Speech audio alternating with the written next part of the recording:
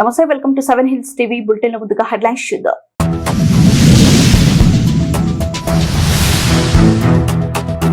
అమరావతిని హరిత నీలి నగరంగా నిర్మిస్తున్నట్లు స్పష్టం చేసిన ముఖ్యమంత్రి చంద్రబాబు.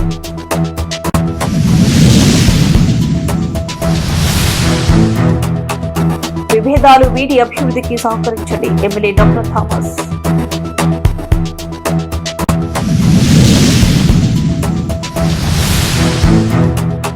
పిఠాపురం నియోజకవర్గంలో విస్తృతంగా పర్యటించిన ఎమ్మెల్సీ కొణిదెల నాగబాబు.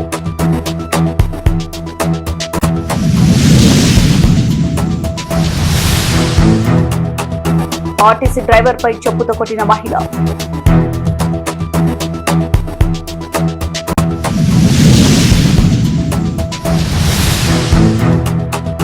మాజీ ముఖ్యమంత్రి జగన్ పై మంత్రి మండిపల్లి రాంప్రసాద్ ఫైర్.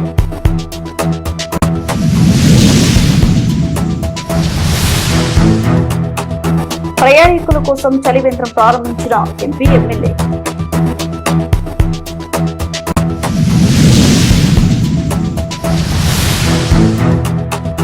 డెలిమిటేషన్ మహిళ రిజర్వేషన్ బిల్లు అవసరం చిత్తూరు ఎంపీ దగ్గుమల్ల ప్రసాదరావు. రాజధాని అమరావతి నిర్మాణ పనులు వేగం పెంచడమే కాకుండా ప్రపంచ స్థాయి నగరంగా తీర్చిదిద్దే లక్ష్యంతో ముఖ్యమంత్రి చంద్రబాబు నాయుడు కీలక నిర్ణయం తీసుకున్నారు. సచివాలయంలో సీఎం అధ్యక్షతన 60వ సిఆర్టీఏ అథారిటీ సమావేశం నిర్వహించారు. ఈ సమావేశానికి పురపాలక, ఆర్థిక, అటవీ శాఖల ఉన్నత అధికారులతో పాటు ఏజీసీఎల్ ప్రతినిధులు హాజరయ్యారు. ఈ సందర్భంగా రాజధాని నిర్మాణానికి సంబంధించి పలు కీలక ప్రతిపాదనలపై చర్చించారు. అమరావతిని హరిత నీలి నగరంగా అత్యుత్తమ జీవన ప్రమాణాలు కలిగిన లివబుల్ సిటీగా నిర్మిస్తున్నామని ముఖ్యమంత్రి స్పష్టం చేశారు. అలాగే రాజధానిని విద్యా హబ్ గా మార్చే దిశగా బీట్స్, పిలాని వంటి ప్రతిష్టాత్మక విద్యా సంస్థల క్యాంపస్ లో ఇక్కడ కొలువు తీరనున్నాయని ఆయన తెలిపారు. కేవలం రాజధాని మాత్రమే కాకుండా రాష్ట్రంలో పెట్టుబడులకు మళ్లీ అనుకూల వాతావరణం ఏర్పడిందని సీఎం ధీమా వ్యక్తం చేశారు. దీనికి నిదర్శనంగా అనకాపల్లిలో రెన్యూ ఎనర్జీ సంస్థ ఎంగాట్ సోలార్ వేఫర్ ఉత్పత్తి యూనిట్ ను ఏర్పాటు చేసిందన్నారు. రాజధాని అనుసంధానతపై ప్రత్యేక దృష్టి సారించిన చంద్రబాబు కృష్ణానదిపై నిర్మించే వంతెనను ఒక ఐకానిక్ బ్రిడ్జ్ గా అమరావతికి ఒక ప్రత్యేక ఆకర్షణగా నిలిచేలా నిర్మించాలని అధికారులకు దిశానిర్దేశం చేశారు. విభేదాలు వీడి అభివృద్ధికి సహకరించని ప్రభుత్వ వీప్ ఎమ్మెల్యే డాక్టర్ థామస్ తెలిపారు. ఈ సందర్భంగా ఎమ్మెల్యే మాట్లాడుతూ ముఖ్యమంత్రి చంద్రబాబు నాయుడుకి గంగాధర నెల్లూరులో ఎటువంటి ఇబ్బంది రాదని మాటిచ్చారని అన్నారు. మాట ప్రకారం గంగాధర్ నెల్లూరు నియోజకవర్గం అభివృద్ధికి 1000 ఎకరాల్లో 1000 కోట్లతో పరిశ్రమ తీసుకొస్తామన్నారు. నియోజకవర్గ అభివృద్ధి కార్యక్రమాలను గ్రామ స్థాయిలో ప్రజలకు తెలియజేయవలసిన బాధ్యత కార్యకర్తలది అని తెలిపారు. గంగాధర్ నెల్లూరు నియోజకవర్గంలో 4 కోట్ల పైగా సీఎం రిలీఫ్ ఫండ్ అందించిన ఘనత కూటమి ప్రభుత్వానికి దక్కిందన్నారు. అలాగే సోషల్ మీడియాలో, యూట్యూబ్ లో తప్పుడు కథనాలు రాస్తే కఠినంగా చర్యలు ఉంటాయని హెచ్చరించారు. కుప్పం తర్వాత గంగాధర నెల్లూరు నియోజకవర్గమే అత్యధికంగా అభివృద్ధి కార్యక్రమాలు చేస్తూ ప్రతి గ్రామంలో పైప్ లైన్లు, సిమెంట్ రోడ్లు, డ్రైనేజ్ వంటి పనులు చేస్తున్నామన్నారు. 30 సంవత్సరాలుగా ఏ అభివృద్ధి లేని గంగాధర నెల్లూరు నియోజకవర్గం 1000 కోట్లతో పరిశ్రమ తీసుకొస్తున్నామన్నారు. ఎస్సీ ఎమ్మెల్యేలపై కొంతమంది తప్పుడు ప్రచారం చేస్తూ తప్పుదోవ పట్టిస్తున్నారని, ఇది మంచి పద్ధతి కాదని, ఎస్సీలను అరగదొక్కే కార్యక్రమాలు చేస్తే ఊరుకోనని ఎమ్మెల్యే థామస్ స్పష్టం చేశారు.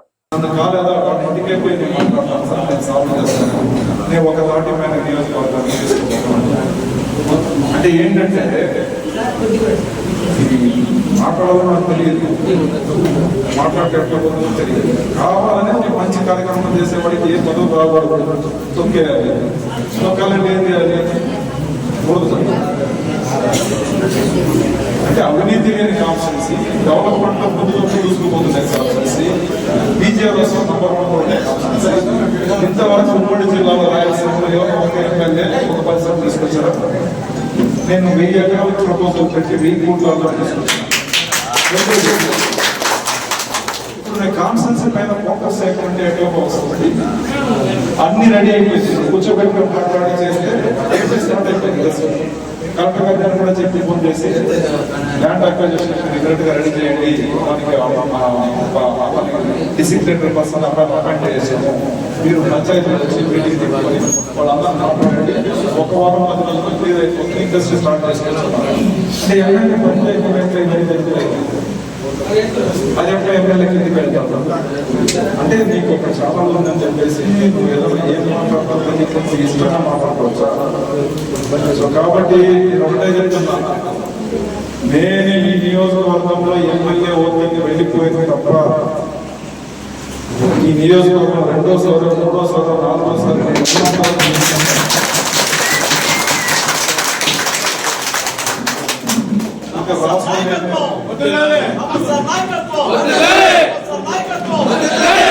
ఊరికి రాష్ట్రంలో ఎమ్మెల్యే అంటే అవ్వడం ఈజీనా? 2 సంవత్సరాలు తిరిగాము చూడు, కలర్ ఒక్క ఇల్లు వదలకుండా తిరిగినాము. నన్ను రోడ్డు వరకు చెన్నై పోయారు వదిలిపెట్టాడు. ఇలా కష్టం ఊరికి వెళ్ళి తెలిసిందా? ఒక సంవత్సరం నేను ప్రాక్టీస్ చేయాలి. ఎంత ఆదాయం రోజు ఇవన్నీ కూడా పక్కన తోసేసి పెద్ద ఒక రెస్పెక్ట్ రోడ్డు పిచ్చిపోతారు. అంత ఎంతలో తిరగాల్సిన అవసరం లేదు. నా డబ్బులు ఖర్చు పెడితే నేను మీద తెచ్చుకుంటారు. తిరిగా యువత 1 రూపాయి తెస్తున్నాను, యువత ఖర్చు పెట్టిస్తున్నామా? ఇంత కష్టపడితే వస్తుంది. సింపుల్ కూర్చొని విశ్లేషణ అని చెప్పేసి ఒక కథలు మాట్లాడతా ఉంటే ఈ కథలు మాట్లాడుకుంటూ రెడీగా ఉన్నాడు. నేను కూడా ఇక్కడ కూర్చొని మాట్లాడచ్చు. ఈ అవసరం లేదు. ఒక మీడియాలో ఉంటే పక్షపాతం నేనేదో బ్యాంక్ సెటింగ్ చేస్తున్నాను. నాకు మందులు లేదు, నాకు ఏ అలవాటు లేదు. నేనేదో సెటింగ్ చేసి నేను చేయకుండా చెన్నైలో సెటింగ్ చేసేది కూడా ఒక అర్థం ఉంది, కానీ బెంగళూరు సెటింగ్ చేసేది. పిఠాపురం నియోజకవర్గంలో జనసేన పార్టీ రాజకీయ సందడి నెలకొంది. ఎమ్మెల్సీ కొణిదెల నాగబాబు నియోజకవర్గంలో విస్తృతంగా పర్యటించారు. గొల్లప్రోలు మండలంలో ఒక ప్రైవేట్ రైస్ మిల్లును ప్రారంభించారు. అనంతరం కుమారపురం నియోజకవర్గం నాయకులు కార్యకర్తలతో మాటమంతి కార్యక్రమం నిర్వహించారు. ఈ సమావేశంలో ఒక ఆసక్తికరమైన మరియు తీవ్రమైన సన్నివేశం చోటు చేసుకుంది. అభివృద్ధి పనుల గురించి చర్చిస్తున్న సమయంలో నాయకులు ఎవరు పవన్ కళ్యాణ్ ఆరోగ్యం గురించి ఆరా తీయకపోవడంపై నాగబాబు తీవ్ర అసహనం వ్యక్తం చేశారు. నాగబాబు వ్యాఖ్యలతో అప్రమత్తమైన నేతలు వెంటనే క్షమాపణలు కోరి పవన్ కళ్యాణ్ హెల్త్ అప్డేట్ అడిగి తెలుసుకున్నారు. ప్రస్తుతం పవన్ కళ్యాణ్ క్షేమంగా ఉన్నారని, త్వరలోనే ప్రజల మధ్యకు వస్తారని నాగబాబు స్పష్టం చేశారు.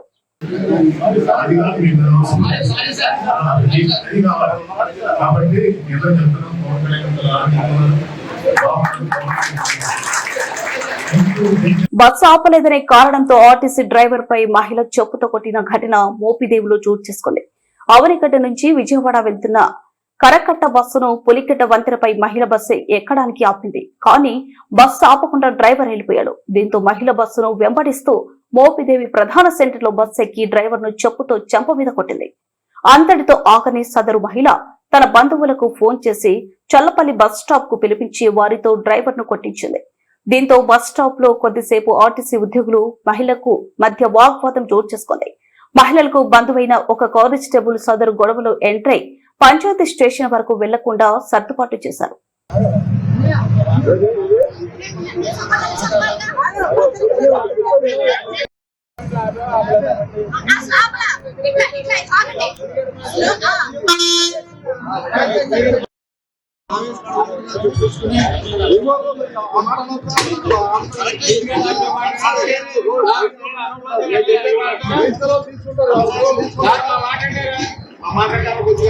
డబ్బులు కష్టాలు కలిసి చెప్పాను. ఆగి సోషల్లో చూసిన వచ్చి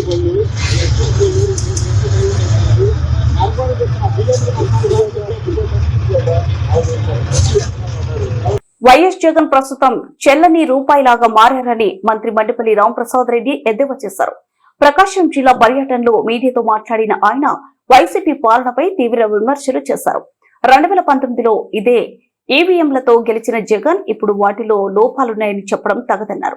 ప్రభుత్వ వ్యవస్థలను తన ప్రయోజనాలకు విస్తృతంగా ఉపయోగించుకున్నారని ఆరోపించారు.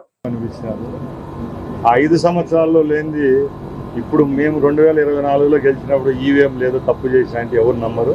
ఇంకా పోలీసుల విషయానికి వస్తే జగన్మోహన్ రెడ్డి వ్యవస్థలు వాడినట్టు ఏ ప్రభుత్వము ఏ ముఖ్యమంత్రి వాడినారు.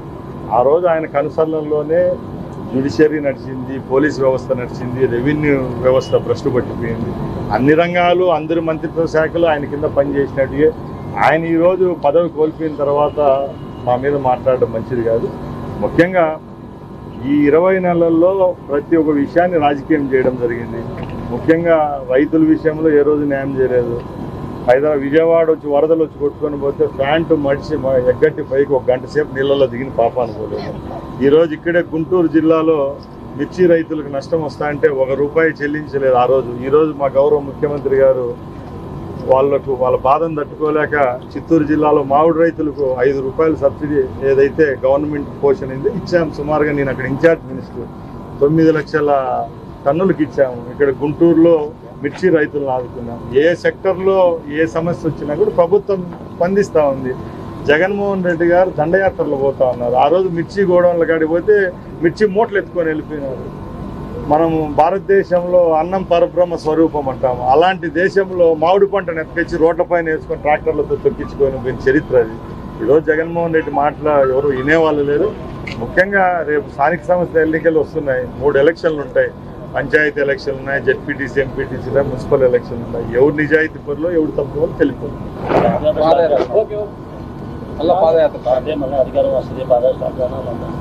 ఎక్కడా లేదండి. ఇప్పుడు ఒక్కటే ముఖ్యంగా ఈ ప్రభుత్వంలో ఒక పక్కన సంక్షేమం అభివృద్ధే కాకుండా సగటు మానవుడు ప్రశాంతంగా బతుకుతాను ఉంటాం. దానిలో ప్రెస్ వాళ్ళ మీద విలేకరుల దగ్గర నుంచి ఒక పెద్ద కార్పొరేట్ సంస్థ నడిపించే యాజమానుల వరకు కూడా ఈ తెలుగుదేశం కూటమి ప్రభుత్వం ఏర్పాటైన తర్వాత మేము మా ఇళ్లలో కూర్చొని మేము బతుకుతామని అన్నిటికంటే మంచి ఒక పాజిటివ్ వైపు అనేది ప్రజల్లో ఉంది. అది చెడగొట్టుకునే పరిస్థితులు ప్రజలు అయితే లేరు కాబట్టి తప్పకుండా ఎక్కడ జగన్మోహన్ రెడ్డి వచ్చే పరిస్థితి లేదు. ముఖ్యంగా ఈరోజు జగన్మోహన్ రెడ్డి బాధ ఒకటే అండి. ఎక్కడ గోదావరి, ఎక్కడ కృష్ణానది ఉంది. ఈరోజు గోదావరి జలాలు త్వరలోనే రాయలసీమకు వస్తూ ఉన్నాయి. ఇప్పుడు మీ పక్కలే ఉన్న వెలుగొండ ఏదైతే ఇప్పుడు ఉందో అది త్వరలోనే మీ పక్కన ఉన్న 4-5 నియోజకవర్గాలకు త్వరలో సుమారు 2 లక్షల ఎకరాలకు నీళ్ళు ఇచ్చే పనులు ఈ ప్రభుత్వం పనిచేస్తుంది. ప్రతి ఒక్క ఏరియాలో ఏదో ఒక డెవలప్మెంట్ జరుగుతుంది. ఇదే హైవేకి ఎన్ని ఫ్యాక్టరీలు వచ్చాయి చూడండి. ఆ రోజు ఈ రాష్ట్రంలో వచ్చిన పారిశ్రామికవేత్తలు అనుకోండి, పెట్టుబడిదారులంతా రాష్ట్రాన్ని ఎత్తి పరిగెత్తే పరిస్థితి నుంచి ఈరోజు క్యూ లైన్ కట్టి అమరావతి చుట్టూ తిరిగే పరిస్థితి వచ్చిందంటే అది కేవలం బ్రాండ్ చంద్రబాబు నాయుడు గారు. తప్పకుండా జగన్మోహన్ రెడ్డి అని పగట్టారు. సుదూర ప్రాంతాల నుంచి వచ్చే ప్రయాణికులను దృష్టిలో ఉంచి వేసవి నేపథ్యంలో చిత్తూరు జీజీఎం యూత్ ఆధ్వర్యంలో ఎంఎస్ఆర్ సర్కిల్ వద్ద చిత్తూరు పార్లమెంటు సభ్యులు దగ్గుమల్ల ప్రసాదరావు, ఎమ్మెల్యే గురిజాల జగన్మోహన్ తో కలిసి చలివేంద్రంను ప్రారంభించారు. ఎంఎస్ఆర్ బస్ స్టాప్ వద్ద వేచి ఉండే ప్రయాణికుల కోసం చలివేంద్రం ఏర్పాటు చేసి తాగునీరు, మజ్జిగ అందుబాటులోకి తేవడంపై జీజీఎం యూత్ ను ఎంపీ, ఎమ్మెల్యే అభినందించారు. ఈ సందర్భంగా ప్రయాణికులకు మజ్జిగ పంపిణీ చేశారు. ఈ కార్యక్రమంలో చూడ చైర్పర్సన్ కటారి హేమలత, మాజీ మేయర్ ఎస్ ఆముద, రాజేష్ కుమార్ రెడ్డి, కోదండ యాదవ్, కూటమి పార్టీల నాయకులు పాల్గొన్నారు. దేశంలో ప్రస్తుతం ఉన్న పరిస్థితుల్లో డెలిమిటేషన్ మహిళా రిజర్వేషన్ బిల్లు అవసరమని, దీనిని రాజకీయ దురుద్దేశంతో కాంగ్రెస్ అడ్డుకుందని చిత్తూరు ఎంపీ దగ్గుమల్ల ప్రసాదరావు ఆరోపించారు. ఈ బిల్లు వల్ల ఎవరికి ఎలాంటి నష్టం లేదని ఎంపీ స్పష్టం చేశారు. దేశ జనాభాలో 50% మహిళలు ఉన్నారని, వాళ్లకు కూడా సమన్యాయం కల్పించాల్సిన అవసరం ఉందని, ఇందుకు మహిళా రిజర్వేషన్ బిల్లు అవసరమని చిత్తూరు ఎంపీ దగ్గుమల్ల ప్రసాదరావు పేర్కొన్నారు. ఈ సందర్భంగా ఏర్పాటు చేసిన మీడియా సమావేశంలో ఎంపీ మాట్లాడుతూ డెలిమిటేషన్ వల్ల ఎవరికి ఎలాంటి నష్టం లేదని తెలిపారు. దేశంలో కొన్ని పార్లమెంట్ నియోజకవర్గాలు చాలా పెద్దవిగా ఉన్నాయని, అలాంటి నియోజకవర్గాలలో ప్రజలకు ప్రజాప్రతినిధులు న్యాయం చేయలేని పరిస్థితులు ఉన్నాయన్నారు. కానీ భారతదేశానికి ప్రస్తుత పరిస్థితుల్లో ఈ 2 బిల్లులు అత్యవసరమన్నారు. దీనిని కాంగ్రెస్ పార్టీ పక్షాన ఉన్న పార్టీలు అడ్డుకోవడం విచారకరమన్నారు. ఈ కార్యక్రమంలో చిత్తూరు ఎమ్మెల్యే గురిజాల జగన్మోహన్, కూటమి నేతలు పాల్గొన్నారు.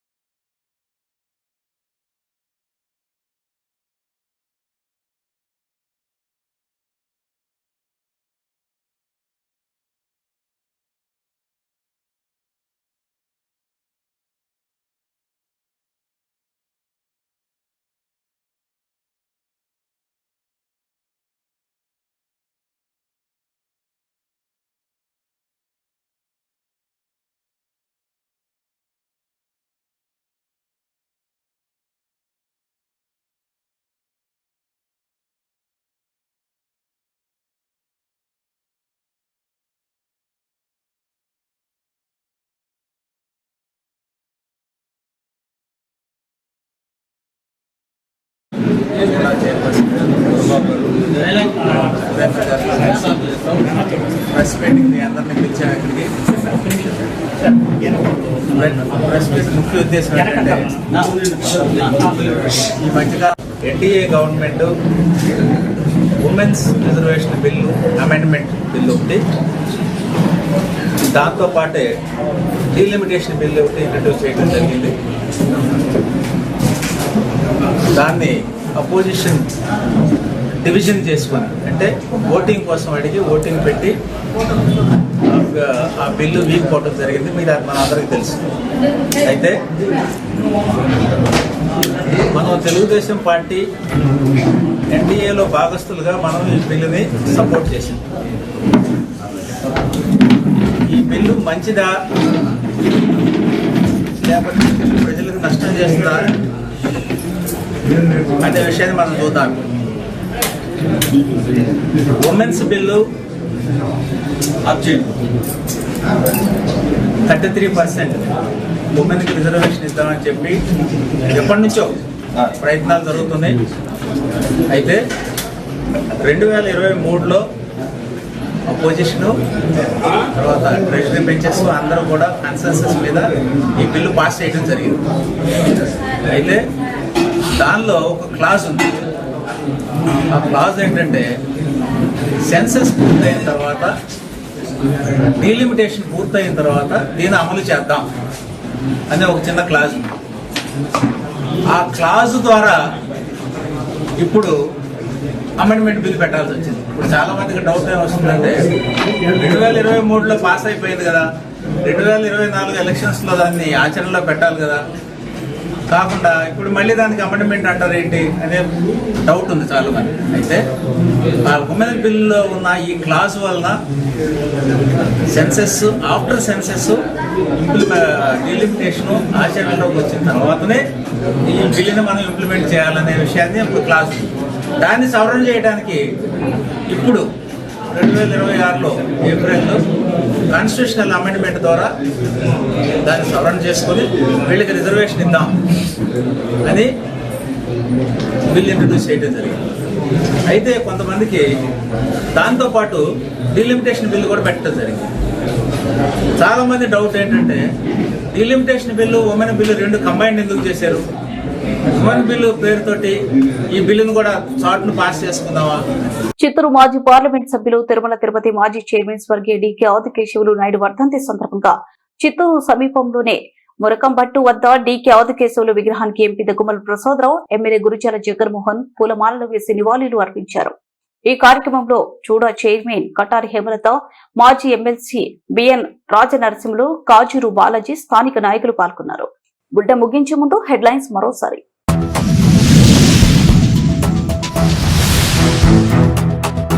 అమరావతిని హరిత నీలి నగరంగా నిర్మిస్తున్నట్లు స్పష్టం చేసిన ముఖ్యమంత్రి చంద్రబాబు.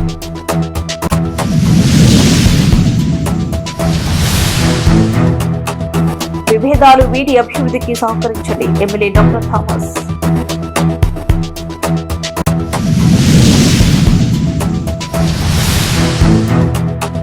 పిఠాపురం నియోజకవర్గంలో విస్తృతంగా పర్యటించిన ఎమ్మెల్సీ కొణిదెల నాగబాబు.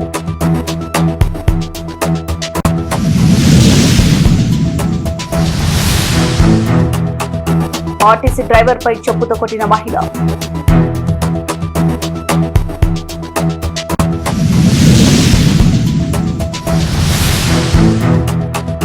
మాజీ ముఖ్యమంత్రి జగన్ పై మంత్రి మండిపల్లి రాంప్రసాద్ ఫైర్.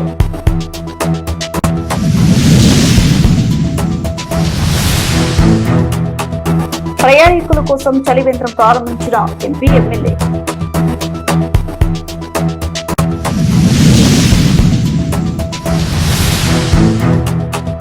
డెలిమిటేషన్ మహిళ రిజర్వేషన్ బిల్లు అవసరం, Chittoor MP Daggumalla Prasadarao. KB bulletin updates మరో బులెటిన్ మళ్ళీ కలుద్దాం. వాస్తవానికి మీ దగ్గరగా ఇది 7 హిల్స్ టీవీ.